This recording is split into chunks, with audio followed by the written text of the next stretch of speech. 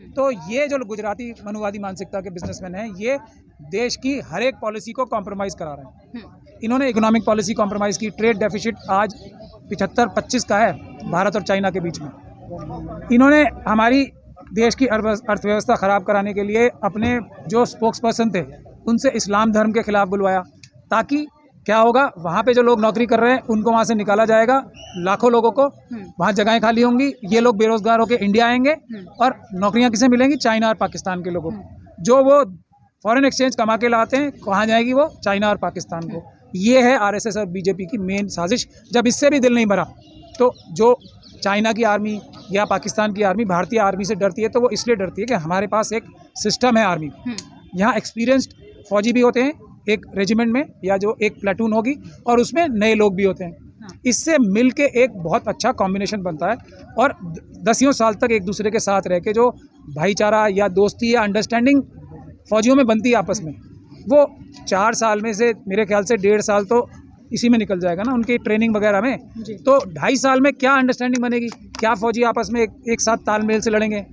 ये चाहते हैं, ये है बुनियादी वजह। तो ये मनुवादी मानसिकता के जो गुजराती बिजनेसमैन हैं, इन्होंने देश की जो ये पॉलिसी है, रिक्रूटमेंट पॉलिसी आर्मी की, जो एक इतना लंबा मजबूत हमारी आर्मी है और फौज है, एयरफोर्स नेवी, उसको ख़राब करने के लिए, वो सिस्टम सारा डिस्टर्ब करने के लिए, चाइना को फ़ायदा पहुंचाने के लिए ये पॉलिसी आई है। ये सबसे बड़ा देशद्रोह है, ये सबसे बड़ी गद्दारी है, जिसकी हर एक भारतीय को, जो भारत से प्यार करता है, भारत के संविधान से प्यार करता है, उसको सड़क पे आके मुखालफत करनी चाहिए पीसफुल तरीके से। जो नहीं करेगा उसकी वफादारी पे हमें शक है। मगर लोग जब सड़कों पर आ रहे हैं तो उन्हें फिर पकड़ के रिटेन किया जा रहा है। पैसे ही इतने मिल रहे हैं ना। अब ये देखिए, जब ये ठेके पे इन्होंने रेलवे, एयरलाइन सब तो ठेके पे दे दिया, सारी नौकरियां सरकारी ठेके पे दे दी, तो अब एक चीज़ आर्मी और फौज बची थी ना, एयरफोर्स, नेवी और इंडियन आर्मी, तो उसको भी ठेके पे दे रहे हैं। अब ठेके पे कौन लेगा? यही अडानी अंबानी। और ये किसके एजेंट्स हैं? ये चाइना और पाकिस्तान की एस्टेब्लिशमेंट के एजेंट है, इसमें हमें कोई शक नहीं है। आरएसएस की सारी पॉलिसीज़ पाकिस्तान और चाइना को फ़ायदा पहुँचाने के लिए इनके साथ गठजोड़ के करके हो रही हैं, और इससे ये देश का नुकसान कर रहे हैं, देश को बर्बाद कर रहे हैं, देश को तबाह बर्बाद कर रहे हैं जी। लेकिन सर, वो तो हिंदू राष्ट्र बना रहे हैं बीजेपी वाले। तो हिंदू राष्ट्र, तो देखिए, हिंदू राष्ट्र का क्या मतलब है? मनुस्मृति का लागू करना।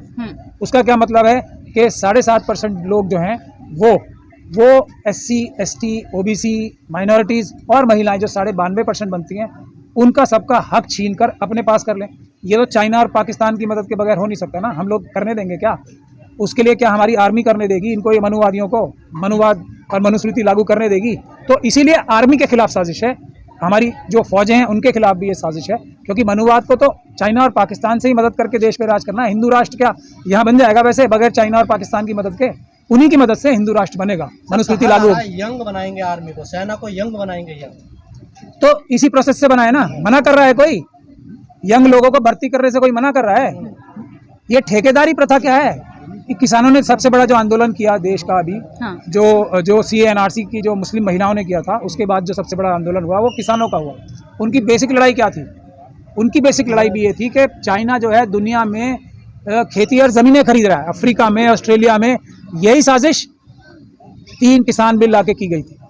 क्या होगा? अडानी, अंबानी और इन जैसे कुछ कंपनीज वाले किसानों की ज़मीन छीन लेंगे और वो चाइना को बेच देंगे। वही साजिश तो थी वो भी। लेकिन हमारी ना पॉलिटिकल पार्टीज इस सच को बोलने को तैयार है, डरते हैं सब।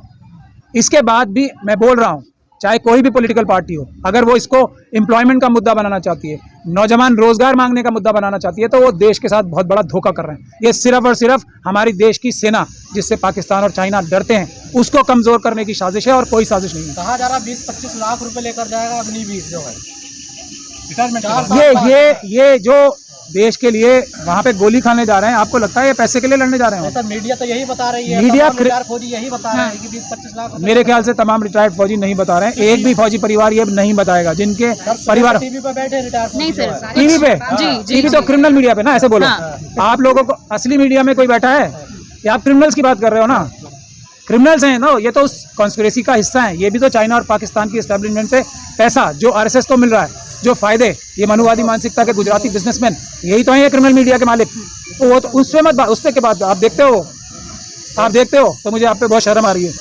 अगर आप गलत, एक मिनट इस सवाल का सबसे ज्यादा देखा जाता है, फिर आप लोगों को बहुत गलत फहमी है।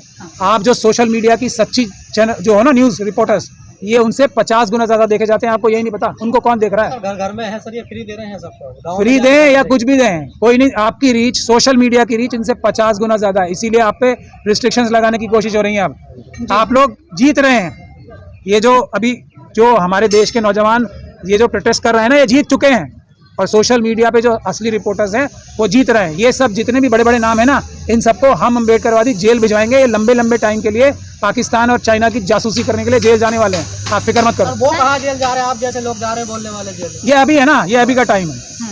अभी आप देखो टाइम आ रहा है, ये जितने कोटर टाइप पहन के बैठे हैं ना सब टीवी चैनल्स पे फ्रॉड, ये सब जेल जाएंगे, एक भी नहीं बचेगा। राज्यसभा जाएंगे।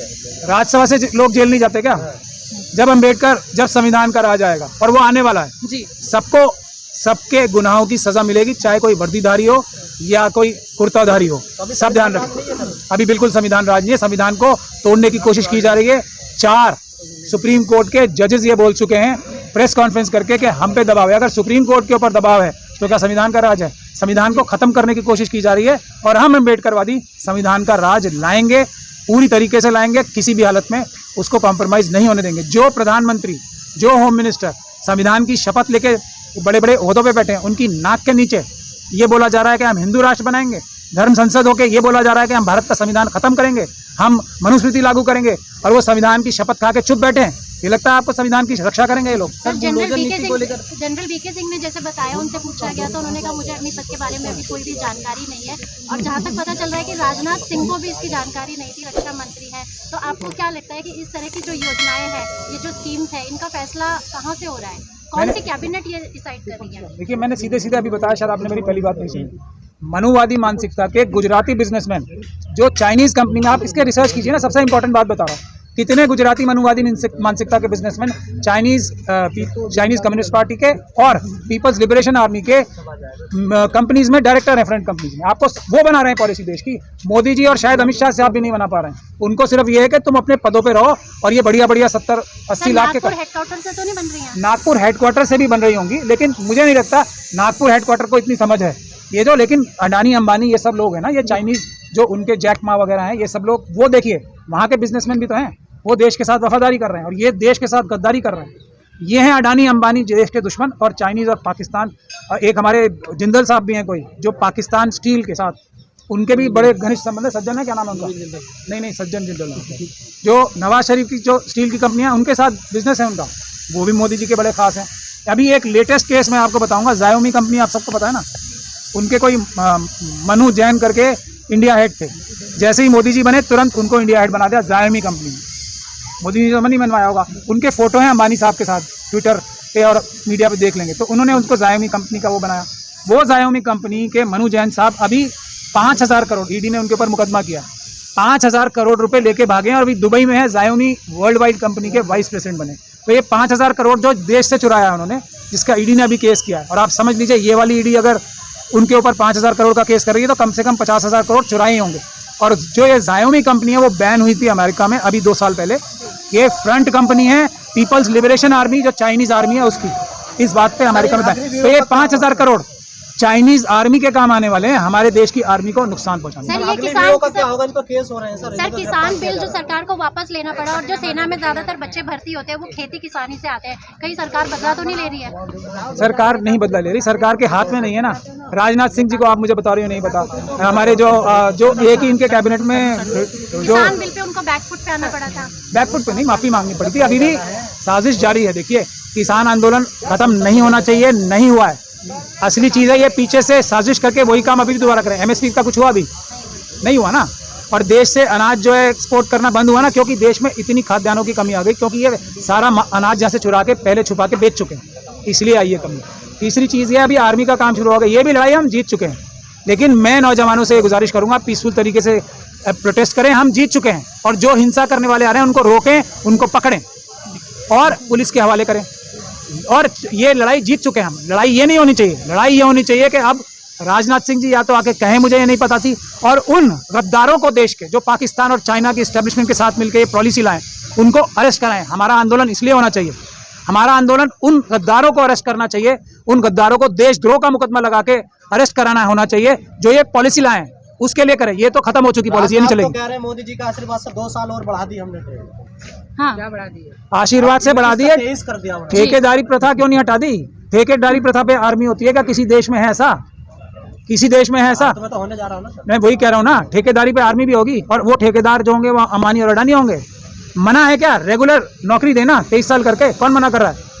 जो प्रक्रिया है आर्मी में भर्ती की, जो सैकड़ों साल से चली आ रही है, जिससे हमारी आर्मी और हमारी सेनाएं बनी हुई हैं मजबूत, उसी तरीके से। सरकार नया भारत बना रही है ना सर, तो बदलाव तो करने पड़ेंगे ना।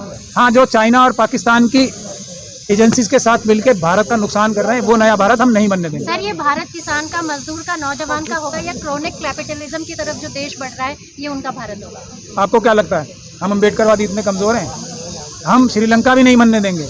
हम उससे पहले ही पीसफुल प्रोटेस्ट करके इन सभी लोगों की हम लोग जेल भिजवाएंगे। हम श्रीलंका की तरह इन्हें मारेंगे नहीं।